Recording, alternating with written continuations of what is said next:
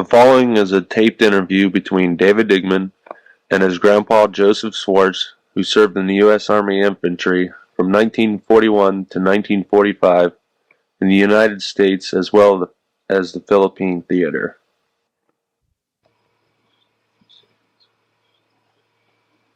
Okay, when were you born?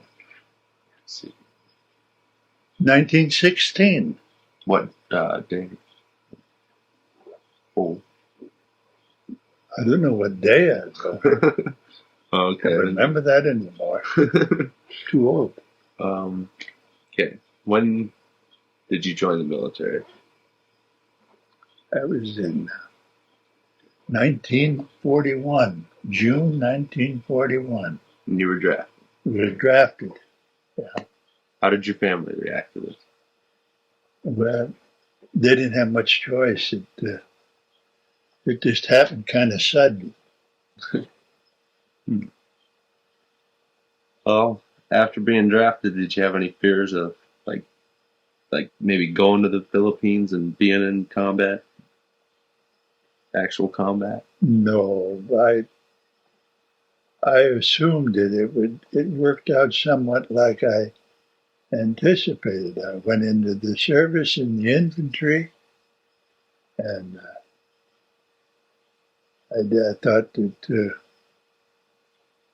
that's just the way it was supposed to be.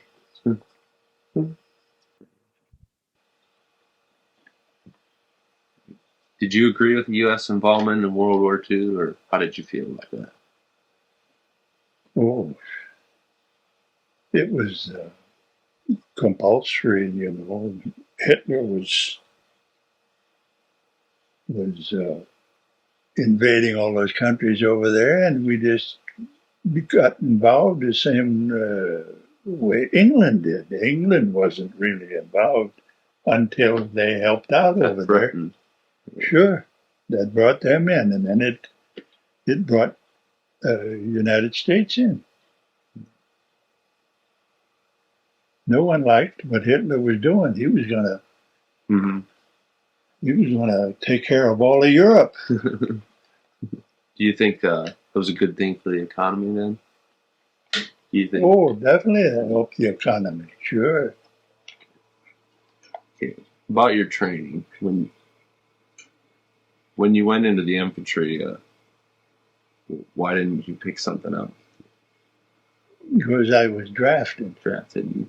Okay. Yes. And you were put on the front lines regardless. No, I wasn't put on the front line at that time. See, I went through a lot of training. And what was your training like? Explain it. Well, that was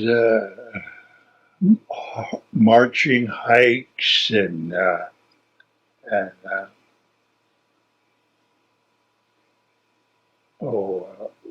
firing line of learning how to fire the rifles, learning how to fire a anti-tank weapon, which is about a 7mm gun. That was the unit that I would eventually end up. But while I was there, I got to, in my record, I played a trumpet in civilian life. And so they called me into the main office and told me that they needed a bugler. And so I said, certainly, I'll take it. So I became a bugler. And then a couple of months later, I graduated to the teacher of 3 more buglers. And that's how that came about. How long did your training last? Do what? How long did your training last? 12 weeks. Okay, is there any, could you tell me about all your other different military jobs, like Sergeant Major, before you went over to the Philippines? Oh, yes. See, I was promoted to PFC, that's private, first class, when I took the bugle. After the bugle, I took a squad, and they promoted me to corporal.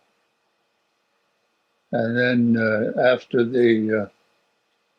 that's when we used to train these units that came in, these new recruits. We would take them out in the fire range and teach them how to rifle and so forth, and take them on jaunts, trips, 5-10 mile hikes, so forth. And that's how that came about. And eventually I was promoted to sergeant. And then sergeant took over certain classes, like you explained the entire breakdown of the rifle or the weapons that we had and how to use them and so forth. Now, it was years after that, probably a year and a half, they shipped me to another camp down in Florida, Landing, Florida. And there I was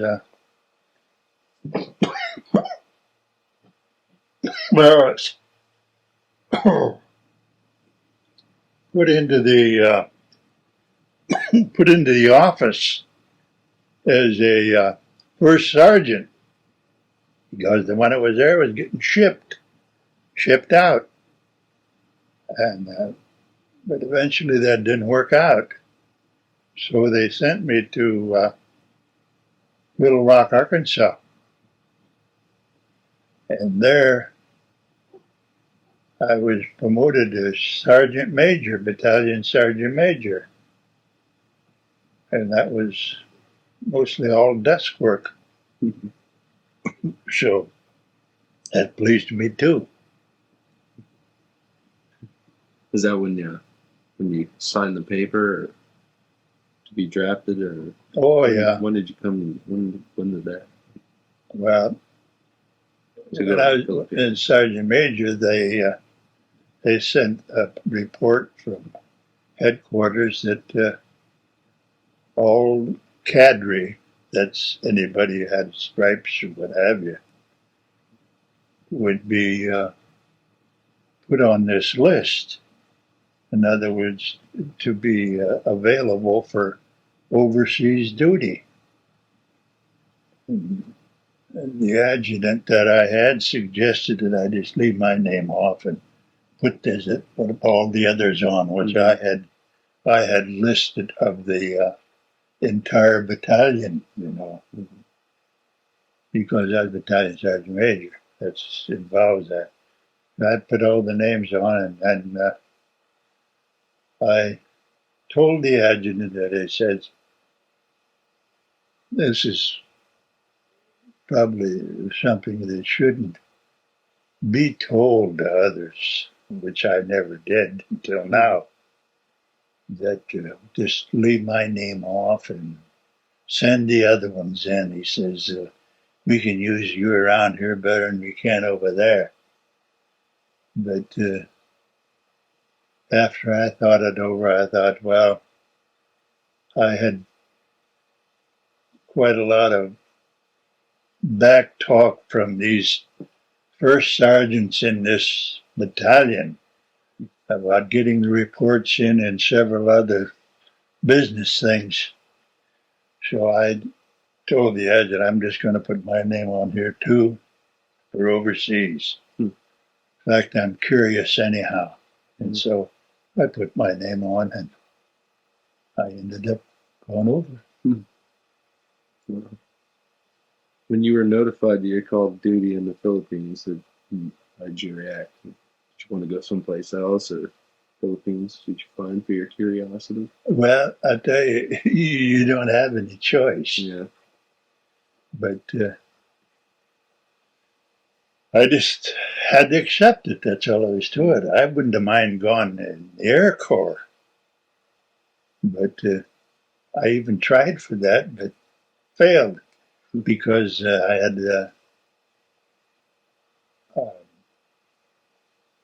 high blood pressure. Yeah. That's the only thing to keep me out of it. Yeah, that's all that kept me out. But it wasn't enough to affect me in a way physically. Mm-hmm.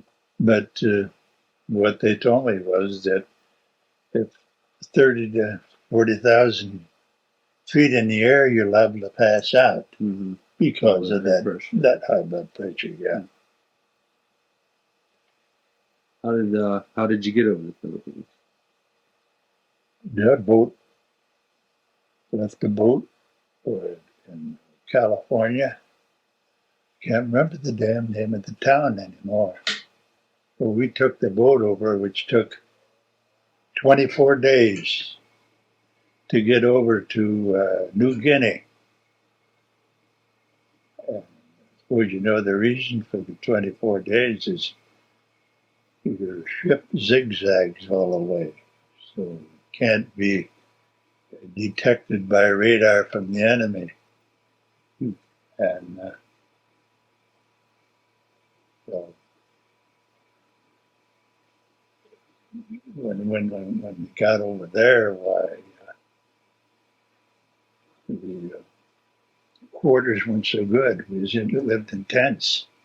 Where did we go from there? Explain your operations in the Philippines. What was your objectives when you got there? Did they just have you sit in a camp right then, or did you go out to the field immediately? Well, see, we relieved the Ohio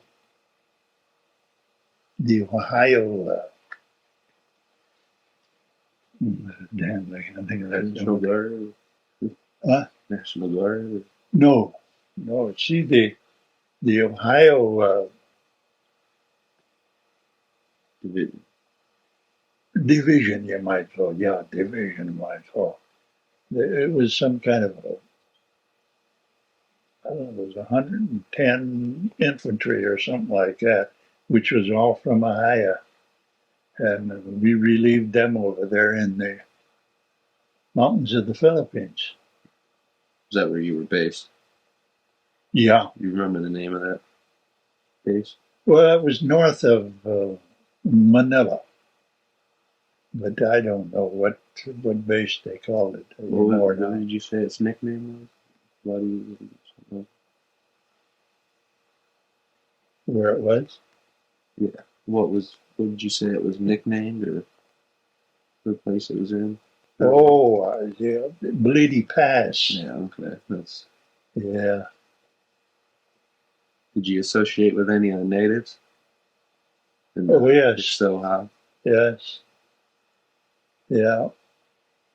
I was a staff sergeant then at the time.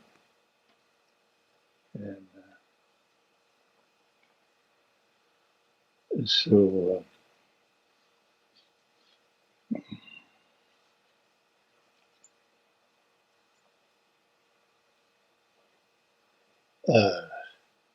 In terms of why?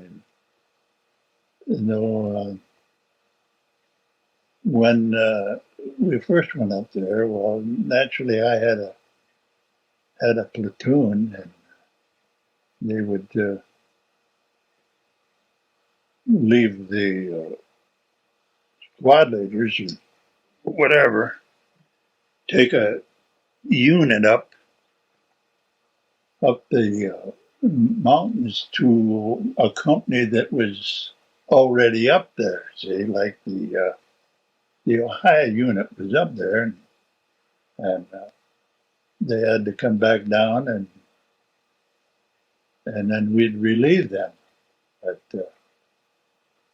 we went up there, and in between these that unit and our unit, well, there would be stealing Japanese, see, and they'd get along these trails and hidden somewhere, like behind a tree or something, and then as your unit came up, why, they would pick out what they thought was the squad leader and just let him have it. But they were smart enough. They knew that when we run a squad up there, the first two are like scouts. Mm-hmm.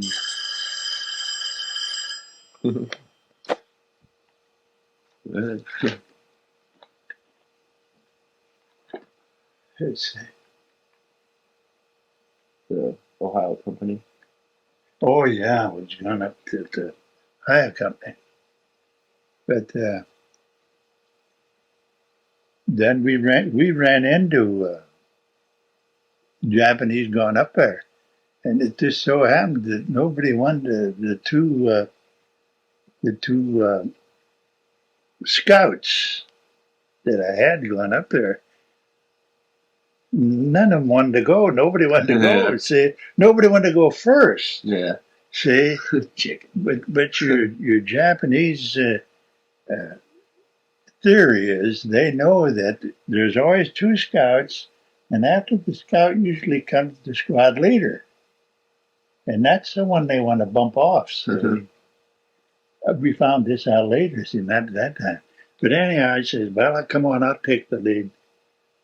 I'll be the scout." So we went up. See, You're what, the platoon leader at that time? Or yeah, I was a platoon leader, but they would put you on as a squad leader too. See, Mm-hmm. and when we were going up there, it just so happened that you were looking both sides. See, like there's just a small path up there, and there might be bamboo on the right, trees on the left, and bamboo on the left, and but I just happened to look one way, and I seen one of those son of a guns with glasses on back at this tree. And when he saw me, why, he fired, and I fired. And then when I went to fire another shell, why, it just didn't go. It didn't work. So I jumped off to the left, see, and I got down into this bamboo. Why, it was below the path, and no one could bother me there. And then when I looked at my rifle, the damn thing was hit. The stock all fell apart. And that's the reason it didn't repeat rifling, shooting, see. And so one of these other ones came up further to check it out, and this Japanese shot him. And but I crawled up through the bamboo and just took the rest of them back to the camp, and so we waited about a couple hours, and then went back up, and it was clear then. We got up to the other company. Nothing happened after that. This your first combat, and Yeah. any more combat after that? Or? Oh well, and it was later on. They needed a supply sergeant to bring the supplies if they were having trouble getting it up, and so they asked me to take it over. Well, I had experience of that in the States a little, and so I brought it up this time, and we had these, we called them groups, but they were Filipinos, and they weren't too bright, and they always pretended that they didn't understand English. Mm-hmm. We brought them up, and so that we stopped for resting because it's quite a hill all the way. We stopped and rested, and I went and checked the equipment and see what was there, and well, the cigarettes were gone. So the only ones who could take it was these Filipinos, groups we called them. So I asked 2 or 3 of them where they were. Oh, they no understand. So I grabbed one on the back of the shirt and I says, well, we're going to take you over here on the other side of this rock, this hill here. And if you don't tell me where those cigarettes are, then we're going to just eliminate you. And so when I took it over there behind the thing, he mentioned where it went, see, and so I just fired the rifle into the ground, and all these other ones there. When I came back, they were all ready to talk where it went. So they told me, and we got the cigarettes on the way back. So that was another strange experience. What weapons did you use? Did you say in the what rifle? What kind of rifle were you carrying? M1s. M1. Yeah, see, they took a clip of 8, and That's it. yeah, what I mean, it repeats fire. See, Uh-huh. you can fire the whole clip off. You just keep pulling the trigger, you know. Mm-hmm. Where then they used to have M1s, but that rifle you had to cock all the time. But see, we had the newer ones.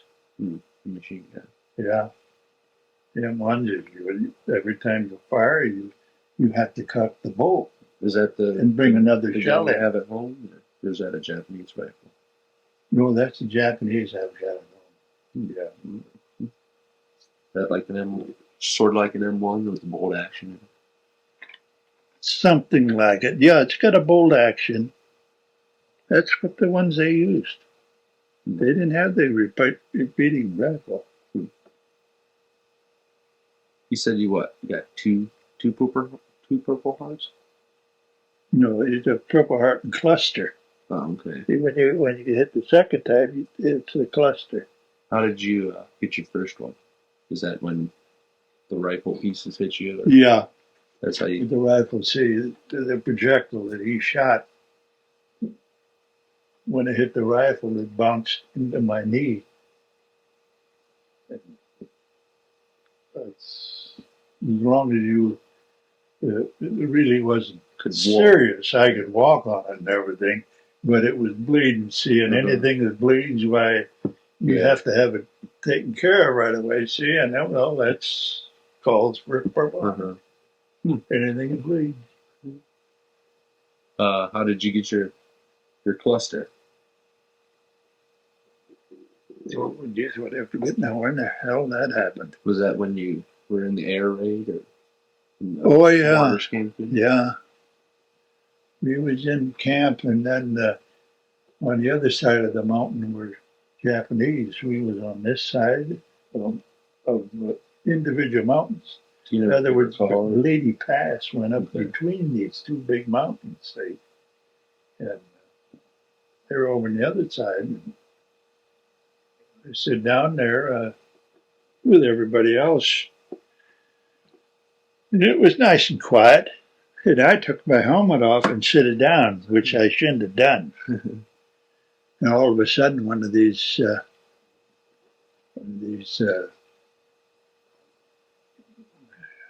I forget now what you call them. Mortars. Mortar shell came over and hit one of the trees up there, and they call that a tree burst. And a piece of the shrapnel hit me in the head. And it's just fortunate it glanced off the top. And you of didn't my even head. have your helmet on. No, I didn't have my helmet on. Whether it would have done any good or not, I don't know. But it was sharp enough to put a cut in. Did that? So gives you a cluster. See? Did you keep serving after that, or is that what No, I went to the hospital. I had to go to the hospital. you? Was that when your service ended, or you kept going out? No, I went back up again. Back to the same place. Yeah. But then about that time is when they told us that the Air Corps was going to end the war. It was me as the supply sergeant at that time. I was to get everything ready and order this and that and bring it up. So we used getting all new equipment, all new rifles, all new paraphernalia, and everything. We're getting ready to invade Japan. So that's when you ended in the Philippine theater. Yeah, well then when the Air Corps went over there and threw that atomic bomb, they all changed their mind. Is that when you went home, or? Well, it was not long after that when I went back home. Sure, the war was over. See, it was an armistice. Yeah. What did you think of your Philippine enemies or your Japanese enemies? Were they formidable or stupid? Or how were they dressed? And stuff? The Philippines were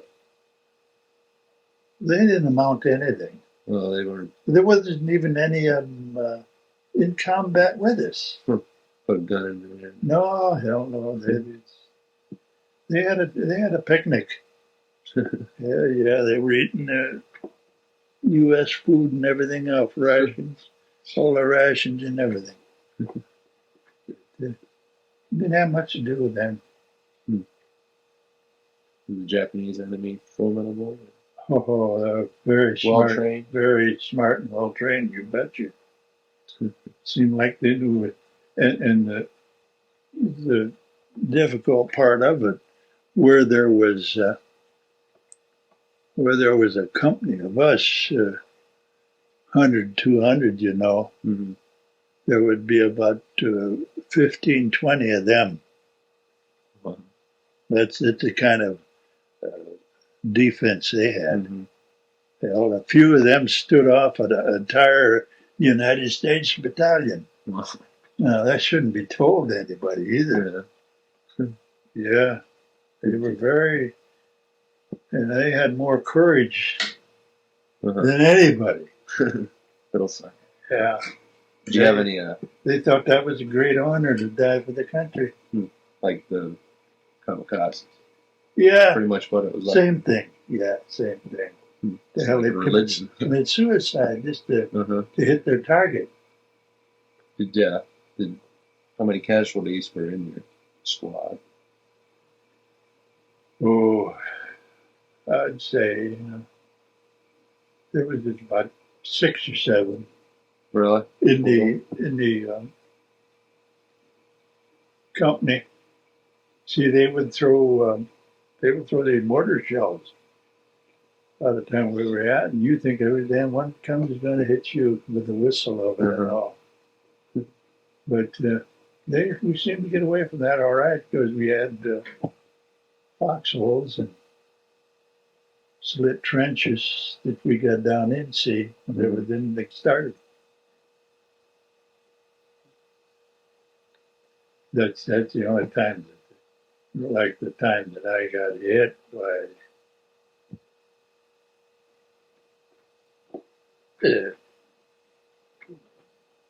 I was out of the slit trench there, the foxhole. I was sitting on the ground there, which was a mistake. That guy probably from the other side there, that fired that thing probably could see me, through binoculars or what have you. Well, But he didn't shoot it just at me. He knew there was others around there. See?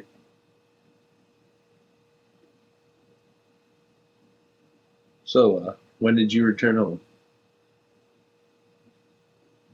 When I come back home, 45, When you, 1945. what month? You know, exact date. Or, Let's see, I think it was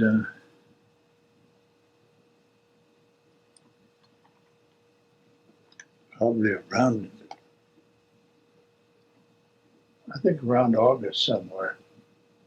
did that end your service altogether? Oh, yeah, that was the end of it. Yeah. How'd your I family? couldn't wait till I get out of there. Yeah. Your family happy to see you. Huh? Oh, yeah. Yeah. When long after that, I got married. When did you meet Lillian? Was How old were when I you? was in the service. Oh, you met her in church? Yeah, I knew her. But when I used to come home on the furlough, see, I met her. Mm-hmm. And we went out in a few days while I was on furlough. Uh-huh. So you got married after you got out? Yeah, oh yeah, after I got out. Yeah. That would have been kind of hasty. Yeah.